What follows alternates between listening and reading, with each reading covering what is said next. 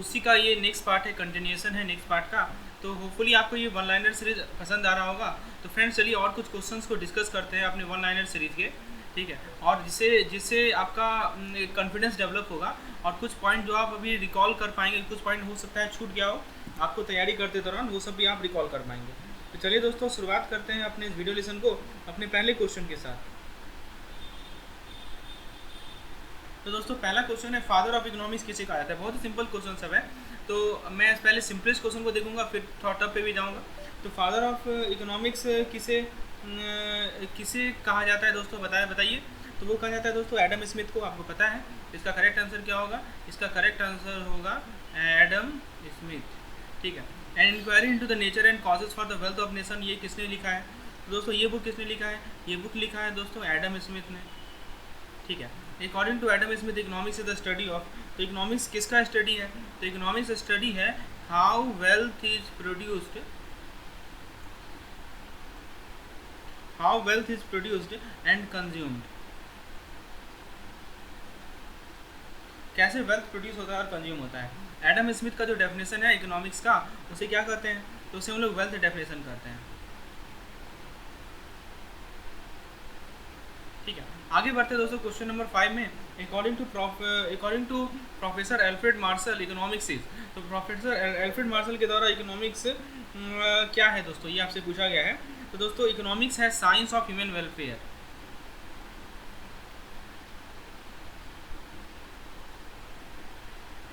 Okay. Marshall definition of economics is known as, तो Marshall का जो डेफिनेशन है इकोनॉमिक्स का, उसे हम लोग क्या कहते हैं दोस्तों? मार्शल डेफिनेशन को हम लोग वेलफेयर इकोनॉमिक्स कहते हैं, ठीक है। रॉबिन्स का जो डेफिनेशन है इकोनॉमिक्स का, उसे क्या कहते हैं दोस्तों?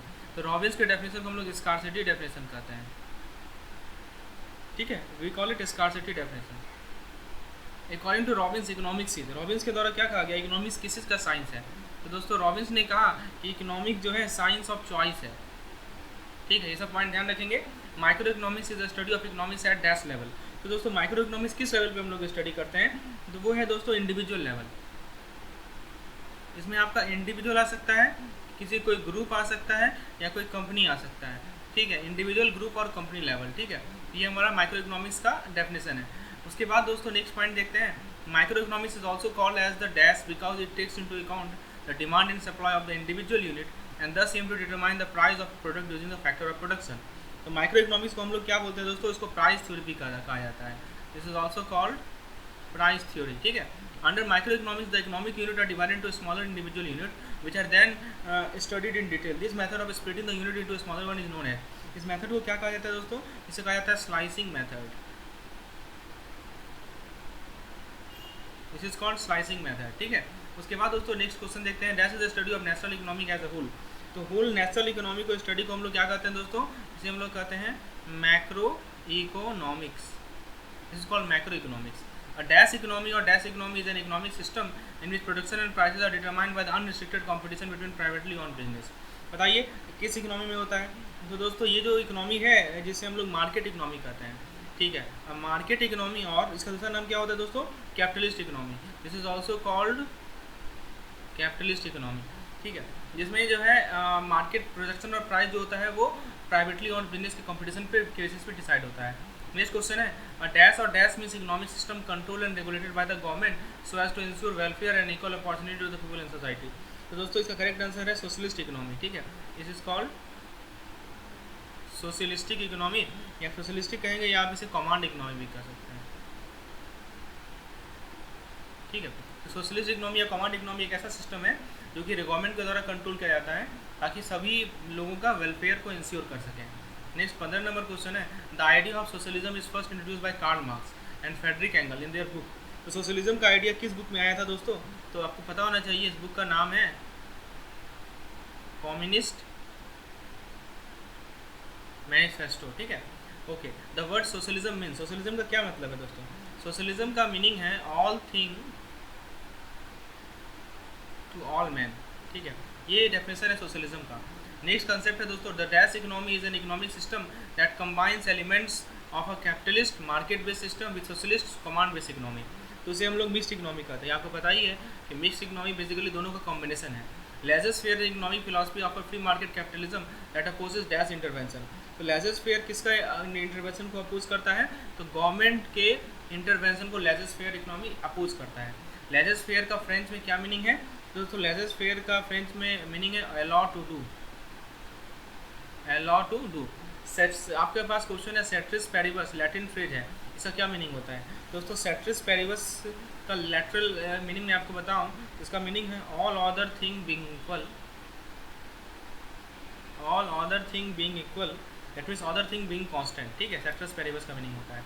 आइए 21 नंबर देखते हैं। The invisible hand is a metaphor use for the unseen force that moves the. तो इनविजिबल हैंड एक मेटाफोर होता है जो कि रेफर करता है अनसीन फोर्सेस को, जो कि किससे मूव करता है? तो दोस्तों वो मूव करता है फ्री मार्केट इकोनॉमी को। ठीक है, that moves the free market economy. आइए आगे देखते हैं दोस्तों 22 number question. Theory of dash explain the interaction between seller of resources and buyer of that resource. तो ये कौन सी किसी का थ्योरी है?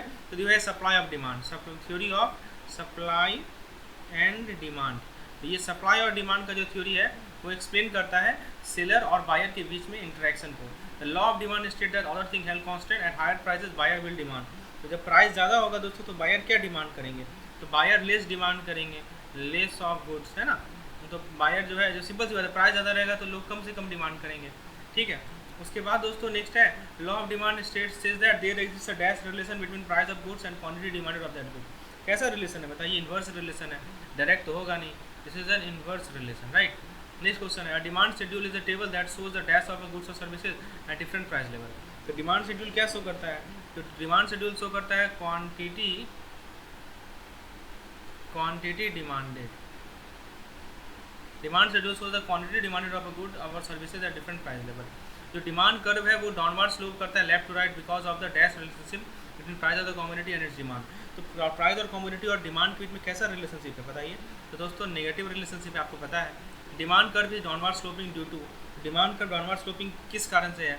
एक जो इफेक्ट है उसे हम लोग कहते हैं सब्स्टिट्यूशन इफेक्ट, एक इफेक्ट है सब्स्टिट्यूशन इफेक्ट, दूसरा इफेक्ट है दोस्तों इनकम इफेक्ट। तो इन दोनों इफेक्ट के कारण जो आपका डिमांड कर्व है वो डाउनवर्ड स्लोपिंग होता है।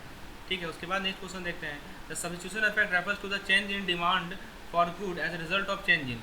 तो सब्स्टिट्यूशन इफेक्ट क्या होता है कि चेंज इन किसी गुड के डिमांड में चेंज है ना, किसके चेंज के कारण? तो दोस्तों इसका करेक्ट आंसर है price of other substitute good, यानी कि दूसरा सब्स्टिट्यूट गुड के प्राइस में चेंज होने के कारण, price of other substitute good. ठीक है, मतलब कोई दूसरा सब्स्टिट्यूट गुड था उसका प्राइस में चेंज आया, इस कारण से डिमांड गुड के डिमांड में चेंज आ गया। नेक्स्ट क्वेश्चन 29 नंबर है dash effect describe how change in the price of a good can change the quantity that consumer will demand of that good and related good.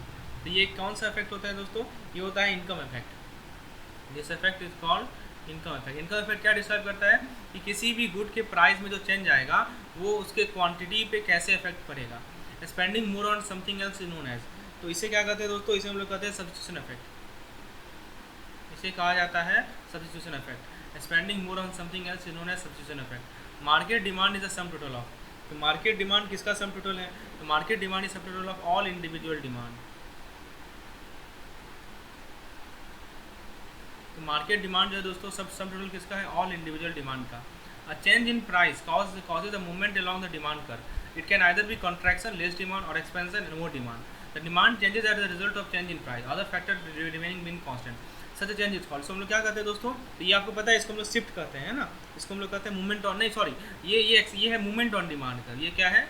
ऊपर नीचे जा रहे हैं ना, तो मूवमेंट ऑन डिमांड कर्व कहलाता है। ठीक है, चलिए उसके बाद दोस्तों नेक्स्ट क्वेश्चन देखते हैं। Second, such more factors other than price also determine the position और level of demand curve on commodity when there is a change in non price factor which the whole curve shift rightward और leftward. इसे क्या कहा जाता है? तो दोस्तों जब कर्व हमारा राइटवर्ड और लेफ्टवर्ड शिफ्ट होता है तो इसके लिए जो टर्म है वो है shift in demand curve, shift in demand curve. The law of supply says that other thing held constant at higher prices dash mode of economic good. तो लॉ ऑफ सप्लाई क्या करता है? यदि सभी बाकी चीज़ को कांस्टेंट रखें हायर प्राइस पे क्या होगा? तो हायर प्राइस पे जो सेलर है, seller will supply more of an economic good. ठीक है, हायर प्राइस पे। उसके बाद दोस्तों नेक्स्ट कंसेप्ट है supply schedule is a table that shows the quantity supplied eight. तो सप्लाई शेड्यूल जो है क्वांटिटी सप्लाई को शो करता है ईच प्राइस पे। ठीक है, supply curve is graphical representation of, supply curve graphical representation किसका होता है, तो सप्लाई शेड्यूल का ग्राफिकल रिप्रेजेंटेशन होता है। Supply curve is an upward sloping curve, reason for the upward sloping curve, reason क्या है अपवर्ड स्लोपिंग कर्व के पीछे, तो रीजन है law of diminishing return. Law of diminishing return का दूसरा नाम क्या होता है, तो दोस्तों लॉ ऑफ डिमिनिशिंग रिटर्न का दूसरा नाम होता है डिमिनिशिंग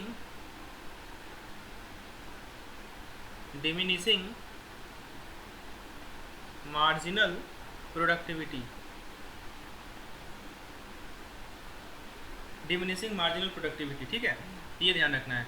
उसके बाद दोस्तों नेक्स्ट कॉन्सेप्ट है that state that predict that after some optimal level of capacity is reached adding an additional factor of production will actually result in smaller increase in output. यही तो है लॉ ऑफ डिमिनिशिंग रिटर्न, है ना, जो 39 number का है यही है। लॉ ऑफ डिमिनिशिंग रिटर्न क्या है वो यहाँ समझाया गया है। 14 number question, movement along the supply curve represent variation in the quantity supply of commodity which change in it price, another factor remains unchanged. तो movement in supply curve can be of two type, they are, supply curve का movement दो तरह से हो सकता है, या तो वो एक्सटेंशन होगा या क्या होगा, कॉन्ट्रैक्शन होगा, है ना, एक्सटेंशन होगा या कॉन्ट्रैक्शन होगा। उसके बाद the quantity of commodity supplied and changes due to change in non price factor, the supply curve do not extend or contract but shift होता है ना, सप्लाई कर्व क्या होता है, शिफ्ट हो जाता है। नेक्स्ट है dash supply occurs only when two goods are supplied together, इस सप्लाई को क्या कहते हैं, जॉइंट सप्लाई कहते हैं, we call it joint supply. Dash is a next concept है, dash is a secondary product derive from production process, manufacturing process और chemical reaction, is not the primary product service produce. ये secondary product को क्या नाम है, इस secondary product का नाम है दोस्तों, इसका नाम है बाई प्रोडक्ट, इसका नाम है by product, right. Dash is the state in which market supply and demand balance each other and as a result price become stable. तो जब मार्केट सप्लाई और डिमांड स्टेबल हो जाता है जिस स्टेट पे, उसे हम लोग क्या कहते हैं बताइए, तो उस स्टेट को कहते हैं दोस्तों इक्विलिब्रियम स्टेट कहते हैं। Equilibrium price is also known as, तो इक्विलिब्रियम प्राइस का एक और नाम है जिसे हम लोग कहते हैं मार्केट क्लियरिंग प्राइस, ठीक है। Dash good experiences as increase in demand when income increases, तो एक्सपीरियंस है, हाँ, कौन सा गुड होता है जो कि जिसमें डिमांड बढ़ता है जैसे इनकम बढ़ता है, उसे गुड को क्या कहते हैं दोस्तों, उस गुड को कहा जाता है नॉर्मल गुड। जो नॉर्मल गुड होता है दोस्तों, तो सिंपल सी बात है, जैसे इनकम बढ़ेगा तो नॉर्मल गुड में लोग क्या करेंगे, ज़्यादा से ज़्यादा खरीदेंगे। नेक्स्ट है equilibrium means a state of, equilibrium का क्या मतलब है, इक्विलिब्रियम का मतलब है एक state of no change, equilibrium means a state of no change. Dash is a good whose demand drop and people income rise, जब पीपल का इनकम बढ़ेगा, जब डिमांड घटता है, ऐसे गुड को क्या कहते हैं, तो ऐसे गुड को हम लोग इन्फीरियर गुड कहते हैं। Dash good is not necessary to life but it deemed highly desirable when a culture within a culture of society, तो इसको कहते हैं दोस्तों लग्जरी गुड, इसे क्या कहते हैं, luxury good. Demand for dash good increases when a person wealth और इनकम इंक्रीजेज, दोस्तों ये लग्जरी गुड होता है, ठीक है। There are two type of related good in general, there are, तो दो तरह के रिलेटेड गुड कौन कौन से होते हैं दोस्तों, एक होते हैं सब्स्टिट्यूट गुड, दोस्तों दूसरे होते हैं complementary good,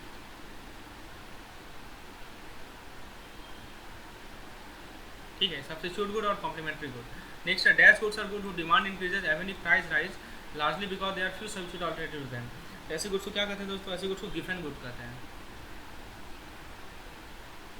dash goods is good for demand increases as the price increases because of is exclusive nature and appeal as a status symbol, इसको कहते हैं Veblen good. Veblen good is generally dash in contrast to given good which is an inferior product that does not, तो ये जो वेवलॉन goods होता है दोस्तों high quality होता है, ठीक है, in contrast to given good which is inferior product and does not have an easily available substitute, does not have easily available substitute, ठीक है। तो इन जो अपना गिवन गुड होता है उसका इजीली सब्स्टिट्यूट अवेलेबल नहीं होता है। चलिए इसके बाद दोस्तों कुछ क्वेश्चन और देखते हैं दोस्तों, लेट अस सी सम मोर क्वेश्चंस। अब दोस्तों फंक्शन ऑफ मनी के बारे में कहा गया है, तो हम लोग एक तरह से रिवाइज कर रहे हैं अपने इंटायर यूनिट्स को इन fill in the blanks type से क्वेश्चन के साथ, जो आपको कहते हैं वन लाइनर क्वेश्चन है। सो लेट अस सी सम मोर क्वेश्चंस। पहला क्वेश्चन है फंक्शन ऑफ मनी, तो मनी का फंक्शन क्या क्या होता है, आपसे ये पूछा गया है, बताइए दोस्तों मनी का फंक्शन क्या क्या होता है। तो ऑप्शन यहाँ पे 3 फंक्शन है आपको मनी का बताना है। You have to tell me the three functions of money. तो मैं आपको बता देता हूँ दोस्तों मनी का 3 function. Let me tell you what are the 3 function of money. So the first function is I am writing here, it is a medium of exchange. Medium of exchange. दूसरा function के बारे में बात करें, it is store of value. तीसरा function के बारे में बात करें, it is measure of value. और चौथा फंक्शन की बात करें तो दोस्तों ये स्टैंडर्ड होता है, standard of deferred payment.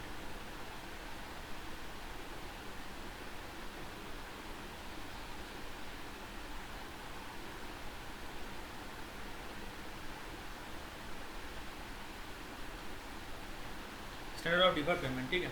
Dash refers to the stock of money available in the economy at a given point of time. इसे कहते हैं money supply. The ratio between money supply and GDP is called. Money supply और GDP के बीच के ratio का क्या कहते हैं हम लोग? Velocity of money. Actually velocity of money में जीडीपी आपका नॉमिनेटर में रहता है और आपका मनी सप्लाई डिनोमिनेटर में रहता है. द डैश और dash is the sum of currency in circulation, bankers deposit with RBI and other deposit with RBI. तो इसे क्या कहते हैं दोस्तों? ये होता है हमारा, ये दोस्तों ये होता है हमारा मॉनेटरी बेस. इसे हम लोग मॉनेटरी बेस कहते हैं. यानी तो दोस्तों आप इसे कह सकते हैं रिजर्व मनी. ठीक है. Reserve money basically sum of, इसको M0 भी कहा जाता है दोस्तों. M0 में क्या होता है? Sum of currency in circulation, banker deposit with RBI and other deposit with RBI. Next concept है दोस्तों, dash is the sum of currency with public demand deposit with banking system and other deposit with RBI. इसको क्या कहा जाता है दोस्तों? इसको कहा जाता है नैरो मनी, है ना. नैरो मनी पब्लिक के पास, जनता के पास जो करेंसी है, plus demand deposit with banking system plus other deposit with RBI, इसको कहा जाता है दोस्तों narrow money. Sorry, narrow money short में से M1 कहते हैं. तो दोस्तों M2 is equal to M1 plus क्या होगा बताइए? तो M2 is equal to M1 plus आपका बैलेंस इन सेविंग अकाउंट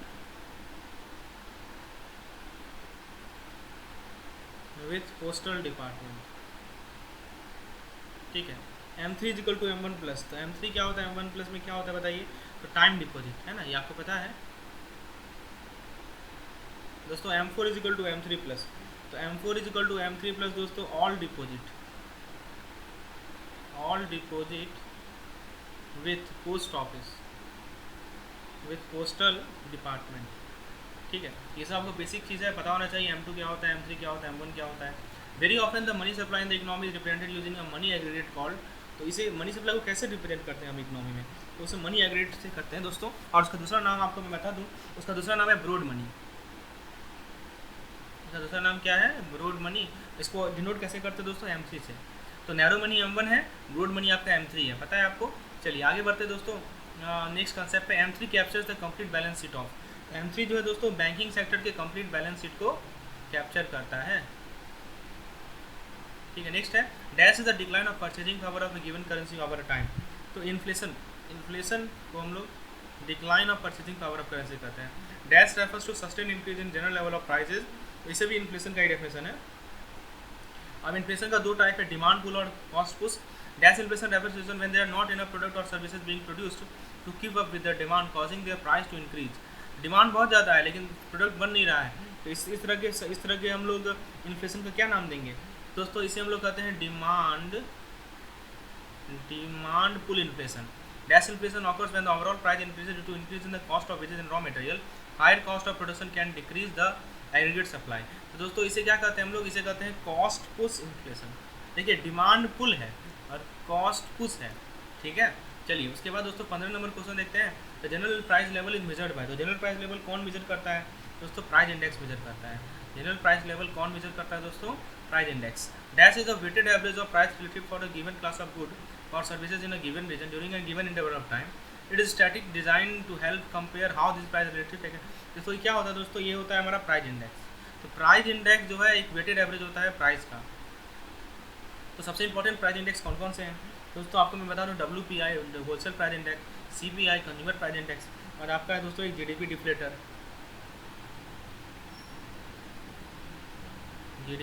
ठीक है. All of this are important price index. Next question देखते हैं. Next concept dash means and that measure and track the change in price of good before they reach consumer. Goods are that are sold in bulk and trade between entities or business as an consumer. तो ये कौन सा index है दोस्तों? इसका correct answer होगा दोस्तों आपका WPI wholesale price index that measure changes over time in general level of price of goods that reference population acquired uses or pay consumption, इसको कहते हैं दोस्तों CPI कंज्यूमर प्राइस इंडेक्स। ठीक है, नेक्स्ट है हमारा dash measure change in price for all of the goods and services produce in the economy, इसे कहते हैं दोस्तों GDP डिफ्लेटर। ये सब डेफिनेशन आपको क्लियर रखना है, एकदम क्रिस्टल क्लियर होना चाहिए डेफिनेशन। नेक्स्ट है dash is the general decline in the price for goods and services typically associated with contraction in the supply of money and credit in the economy. तो ये क्या होता है दोस्तों, ये होता है डिफ्लेशन। डिफ्लेशन में आपका क्या होता है, प्राइस घटता है गुड का और सर्विसेज का, क्योंकि मनी सप्लाई का कॉन्ट्रैक्शन होता है। इस फेनोमेना को हम लोग कहते हैं deflation. During that the purchasing power of currency rises over time, तो करेंसी का परचेजिंग पावर बढ़ रहा है, ये कब बढ़ता है दोस्तों, ये बढ़ता है दोस्तों हमारे डिफ्लेशन के समय में। Dash is the temporary slowing of the pace of the price inflation. दोस्तों ये सब थोड़ा सा आउट ऑफ सिलेबस है, इसको मैं थोड़ा सा हटा रहा हूँ। उसके बाद दोस्तों जो काम का चीज़ है वो मैं आपको बताता हूँ। यहाँ से देखिए, यहाँ से काम है, there are 4 type of income. Income का 4 टाइप कौन कौन सा है, तो एक मैं बताता हूँ, एक रेंट है, एक वेजेज है, एक आपका प्रॉफिट है, और एक आपका क्या है, इंटरेस्ट है। क्लासिकल थ्योरी ऑफ इंटरेस्ट किसने प्रपोन किया था दोस्तों, क्लासिकल थ्योरी ऑफ इंटरेस्ट कौन किया था, Marshall and Fisher. Classical theory of interest को क्या कहा जाता है, तो क्लासिकल थ्योरी ऑफ इंटरेस्ट को डिमांड एंड सप्लाई थ्योरी कहा जाता है।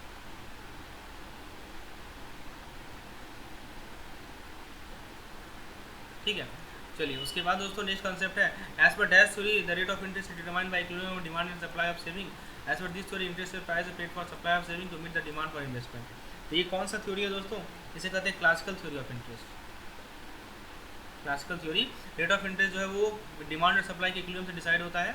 Author of the book the general theory of employment interest and money, कौन ऑथर है इस बुक के बताइए, तो जेएम किन्स, याद रखिएगा जेएम किन्स साहब इसके ऑथर हैं। ठीक है, इस बुक के ऑथर है, ये आपको पता होना चाहिए। उसके बाद दोस्तों नेक्स्ट क्वेश्चन है according to dash theory of JM Keynes the rate of interest is purely monetary phenomena and determined by demand for money and supply of money. तो ये कौन सा थ्योरी है दोस्तों जेएम किन्स का, जिसे कहते हैं लिक्विडिटी प्रेफरेंस थ्योरी। ठीक है, according to Keynes rate of interest and bond price are inversely related. ये तो बताइए आपको कि रेट ऑफ इंटरेस्ट और बॉन्ड प्राइस जो होता है वो इन्वर्सली रिलेटेड होता है। लिक्विडिटी प्रेफरेंस का क्या मतलब है, तो लिक्विडिटी प्रेफरेंस का मतलब है demand for money. According to Keynes interest is a reward for parting with, interest जो है रिवार्ड है किसके साथ पार्ट करने में, लिक्विडिटी के साथ पार्ट करने में। Dash is a periodic growth and decline of national economy measured mainly by GDP. तो दोस्तों ये है हमारा बिजनेस साइकिल। बिजनेस साइकिल जो है पीरियोडिक ग्रोथ होता है और डिक्लाइन होता है नेशनल इकोनॉमी का मेजर्ड बाय जीडीपी, या ट्रेड साइकिल भी कहते हैं इसे। Business cycle are comprise of concentrated in the broad measure of economic activity output employment income and sales. तो बिजनेस साइकिल किसके कंप्राइज किया जाता है, तो अपवार्ड एंड डाउनवार्ड। ठीक है, concentrated upward and downward. Next concept है dash are characterized by boom in one period and collapse in subsequent period in the economic activity of the country. तो ये होता है दोस्तों बिजनेस साइकिल, ये तो मैंने बताया। This fluctuation in economic activity at term date, इस फ्लक्चुएशन को क्या कहा जाता है, इस फ्लक्चुएशन को कहा जाता है phases of business cycle. Business cycle का फेज कहा जाता है। This fluctuation are compared with ebb and flow and such represent different phases of, दोस्तों ये होगा बिजनेस साइकिल। अब कौन कौन सा फेज है, तो एक आपको बूम है, ठीक है, उसके बाद दोस्तों एक आपका एक्सपेंशन बोलेंगे, पीक बोलेंगे, फिर पीक बोलेंगे दोस्तों, फिर दोस्तों आप एक बोलेंगे रिसेशन, और एक ट्रफ होता है, एक ट्रफ डिप्रेशन जिसे कहा जाता है। जैसे बुक में 4 ही लिखा है लेकिन 5 भी उसको बढ़ा सकते हैं, और 5वां है आपका रिकवरी। बुक में 4 ही लिखा है। बिजनेस साइकिल को क्या कौन सा साइकिल कहते हैं बताइए, तो बिजनेस साइकिल को दोस्तों हम लोग कहते हैं इकोनॉमिक साइकिल, है ना, ट्रेड साइकिल बोले या इसको हम लोग इकोनॉमिक साइकिल भी कहते हैं। Business cycle is also known as economic cycle, यानी तो ट्रेड साइकिल आप जो कहें इसे। नेक्स्ट है in the dash phase there is increase in various economic factors such as production, employment, output, wages, profit, demand and supply of product and sales. तो ये किस फेज में होता है बताइए दोस्तों, ये होता है हमारा एक्सपेंशन फेज में। In the dash phase, price of factor of production and output increases simultaneously. In this phase, debtors are generally in good financial condition to repay their debt. Therefore, creditor lend money at higher interest rate, leading to increase in flow of money. तो ये किस phase में होता है दोस्तों, ये होता है दोस्तों हमारे एक्सपेंशन फेज में। ठीक है, चलिए उसके बाद दोस्तों नेक्स्ट पेज देखिए, डैश में to increase in investment opportunity idle fund of the organisation और individual rather various product cash inflow not for bills are equal country economic condition are favourable. दोस्तों इस पेज को क्या नाम देते हैं, ये भी हमारा एक्सपेंशन पेज ही है। The growth in the expansion phase eventually slows down and reaches to it peak, this phase is known as. दोस्तों इस पेज को हम लोग कहते हैं peak phase. The dash in dash there is gradual decrease in demand for various products to increase in price of input। तो ये कौन सा फेज होता है दोस्तों, डिमांड डिक्रीज होना, तो इसे कहते हैं दोस्तों peak phase. In peak phase there is gradual decrease in demand for various goods to increase in price of input। When the decline in demand for product become rapid and steady, the dash phase takes place। तो दोस्तों इसके बाद कौन सा phase आता है, recession phase आता है। During the dash phase, the economic activity of the country declined below the normal level। In this phase, the growth rate of the economy become negative and there is a rapid decline in national income and expenditure। तो दोस्तों इस phase को कहते हैं हम लोग trough depression. Trough बोलेंगे या आप डिप्रेशन फेज बोलेंगे, ठीक है। उसके बाद दोस्तों नेक्स्ट है हमारा, in that phase consumer increases their rate of consumption as they assume that there will be no further reduction in price of the product, as a result the demand for consumer increases. दोस्तों इसका नाम होता है recovery, अब recovery हो रहा है, ठीक है। उसके बाद दोस्तों नेक्स्ट कॉन्सेप्ट है dash mechanism plays a very important role in the recovery phase of economy. तो इस मैकेनिज्म का नाम है price mechanism. During recession at the rate at which price of the factor production fall is dash than the rate of reduction in the price of final product. दोस्तों इसे कहते हैं greater. और रेसेशन फेज का दूसरा नाम क्या है, तो रेसेशन फेज का नाम है क्राइसिस। तो दोस्तों ये सब इंपॉर्टेंट कंसेप्ट है जो कि आपको पता होना चाहिए इस पार्टिकुलर यूनिट से, ठीक है। ये जितने भी इंपॉर्टेंट पॉइंट थे हम लोगों ने डिस्कस किए यहाँ पे, और ये कुछ और पॉइंट को डिस्कस करते हैं दोस्तों अपने नेक्स्ट यूनिट के साथ। दोस्तों कुछ माइक्रो इंटरप्राइज और आपको इसके बारे में पता होना चाहिए। तो ये सब मैं आप लोगों को नेक्स्ट जो मैं अपना लाऊंगा सेशन, ठीक है, उसमें कवर करूँगा। तो आज के वीडियो में मैं यहीं पे समाप्त करता हूँ। तो होपफुली हम लोगों ने कुछ इंपॉर्टेंट क्वेश्चन डिस्कस किए। यदि आपको इस तरह के क्वेश्चन और चाहिए, PDF चाहिए, तो दोस्तों आप हमको इस नंबर पे व्हाट्सएप कर सकते हैं, ठीक है। तो व्हाट्सएप कीजिएगा तो आपको PDF मिलेगा। जितने भी वीडियोस मेरे चैनल पे अवेलेबल हैं सभी के PDF मिल जाएंगे, जो कि पेड PDF है, ठीक है। इस नंबर पे आप मुझे व्हाट्सएप कीजिए, पेड PDF मिलेगा। यदि लेसन पसंद आया हो तो एक लाइक जरूर करें, चैनल को सब्सक्राइब करें और इसे शेयर करें। धन्यवाद।